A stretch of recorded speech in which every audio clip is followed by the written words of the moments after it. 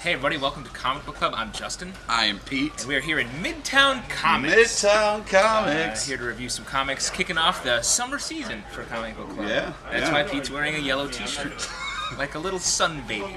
Let's into the comics. Today we're going to talk about Brightest Day number 3, Bulletproof Coffin number 1 from Image, and Mouseguard, Legends of the Guard number 1. Yeah. Oh, it's great. I've been wondering about those legends. Yeah. Let's kick it off with Brightest Day number 3.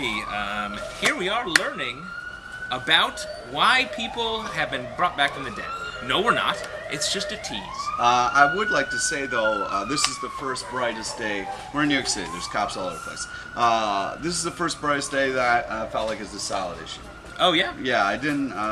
2, 1, not really into this one. What about this one? I thought it was interesting. This one seemed the most like a middle issue, where not a lot was happening. It's just sort of moving each story going on, just the small a little bit, forward. which I liked. I liked the pace of it. I thought it was good. Kind of like, okay, here's where we are. Here's where Jean is. Here's where Aquaman is. Here's where everything is. See, I just feel like let's have some things happen. Like the only person there where anything's happening is Deadman, who's alive, and I love that storyline. But Aquaman, like he just basically made up with his wife. Yeah, like, but we didn't. He but just summoned. Not really, because she gave that look into the distance, the 90210 look. Yeah, of like, it was classic 90210. Yeah, it was just they were down at the Peach Pit. Everything was happening. Martian Manhunter, he's like, "There's a mystery here." You guys know what it is? He's talking to a dog. Hawkman's like, "Here's our bones." Yeah, I don't know what that means. circling skeletons. Yeah, that's scary. I'm just saying. Oh, yeah, it was horrifying. Yeah. I'm just saying, like, I'm looking forward to when we start to find some answers out. But very psyched about the Deadman stuff. Can't wait to see what that. I think it was a solid issue. I'm surprised you think that. Let's move on and talk about Bulletproof Coffin, number 1. This Pete's choice from Pete's Indie Rack, I guess we can say. The Image put out this book. Very creative, very fun, really cool, great setup. You get to know the main character. Then it's cool because, like, a lot of times you see people read comics and comics, and it's kind of like, this is awesome because you're reading along with him. Awesome, really cool. Art is fantastic, fun story. Written by David Hine, this is sort of a bit of a love letter to the golden age of comics, sort of the pulps, the horror comics from back in the day.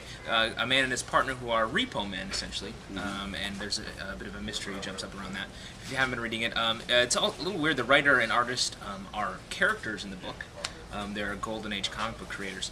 I like this. The tone of it's great. The art really matches with the tone of the story. And I would pick up the next issue. It's a little you sort of don't know what's going on, but it's fun. A lot of sort of abstract bits here and there. Yeah. I would say it's a great pickup. A great pickup? Yep. Oh man, what a great summer attitude to have. And if you like summer guys, then you're gonna like tiny mice with tiny swords. Pete, you love mice guarding things.